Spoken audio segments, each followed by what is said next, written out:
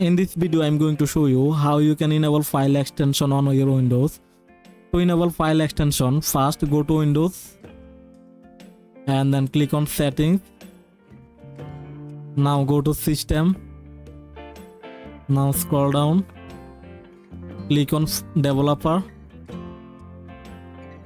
Now go to file explorer and then click on show file extension. Just click on enable and there you go. So now if you make any file, let's see, you will see the file extension.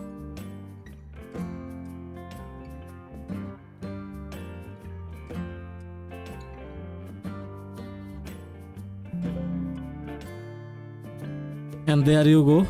So that's how you can enable file extension to your PC.